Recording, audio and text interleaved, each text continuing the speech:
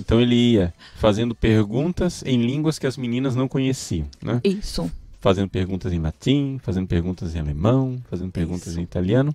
E qual era, quando ele fazia essas perguntas, o que é que acontecia? As meninas olhavam para o local onde ela dizia que Nossa Senhora estava e Nossa Senhora dava as respostas em português. Inclusive respostas que eram claras para perguntas que ele fazia de forma confusa. Sim.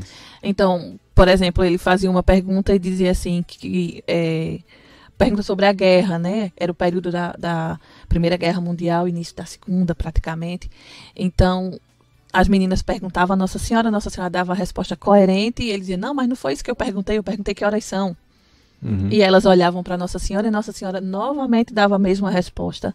E as meninas diziam, padre, ela está repetindo a mesma coisa, ela está dizendo isso. E aí ele foi se certificando, né? Mas o maior medo, a gente percebe pelos escritos dele, era que fosse uma manifestação demoníaca.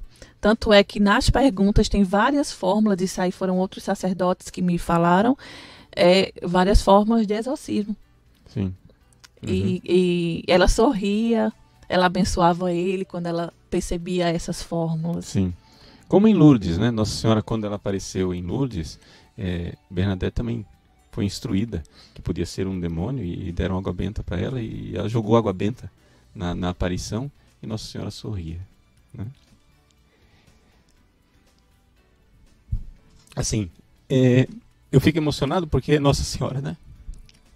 E Nossa Senhora é nossa mãe. E ela aparece bem perto de nós, aqui no Brasil, né? Exato. E quando Nossa Senhora apareceu, ela se identificou como a graça, né? Ela quer ser chamada, ela quer ser por nós invocada como Nossa Senhora das Graças. E uma das coisas que chama atenção, pelo menos para nós teólogos, né, é que os padres foram para Nossa Senhora e insistiram muito numa pergunta que para eles é uma pergunta teológica, né? Eles queriam saber se ela era medianeira de todas as graças. Essa é a primeira coisa, né? E não somente se ela era também medianeira da graça eficaz, ou seja, da última graça da perseverança final na hora da morte. E eles insistiam muito nisso, né? Porque tinha uma discussão lá teológica entre eles, né? E é interessante que Nossa Senhora, muito mais teóloga do que eles, né?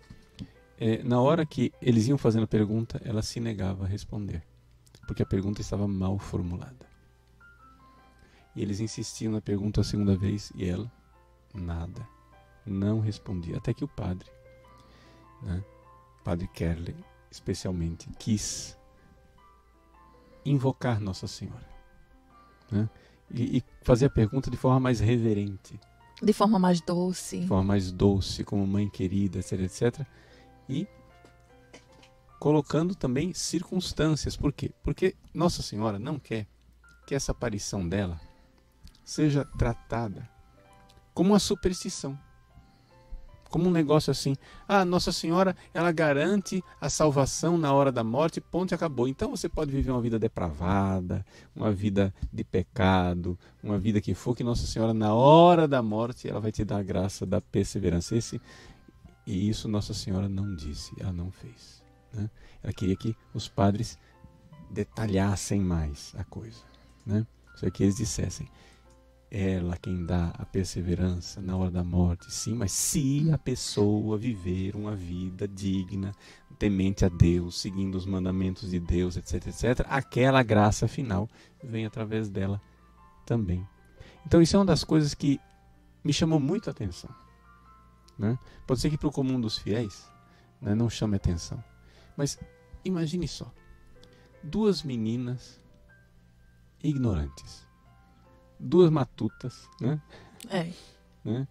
Duas matutas, tá lá, sem instrução, sem grande catequese, sem nada.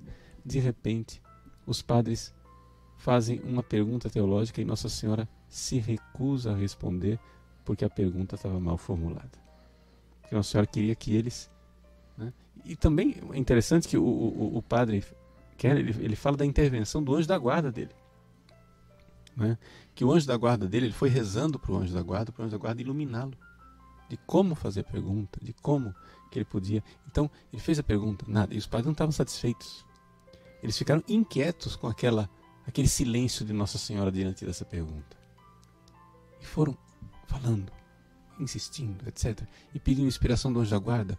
Me ajuda, como é que eu faço agora para fazer essa pergunta direitinho? Porque não é com qualquer um que você está falando, né? Está falando com Nossa Senhora. Então, essa realidade de Nossa Senhora das Graças, né? Ou seja, qual seria a tendência nossa quando a gente fala Nossa Senhora das Graças?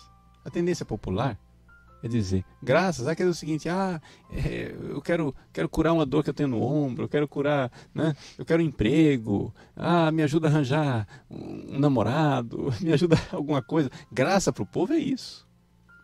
Mas Nossa Senhora vai na graça maior, a graça da perseverança final, a graça do céu, a graça de sermos salvos, a graça de irmos para Deus. É uma coisa assim tão maravilhosa que nas outras aparições de Nossa Senhora, em Fátima, Nossa Senhora fala do céu, fala de salvação, mas não fala dessa forma contundente, né, de que ela está lá para nos dar a perseverança final. Né? Isso é uma coisa que me comove muito com relação a Símbris. Né? Acho que é a luz que mais brilha, que mais me chama a atenção. Né? Então, dessa mensagem de Nossa Senhora, dizendo para o povo brasileiro, eu sou a graça.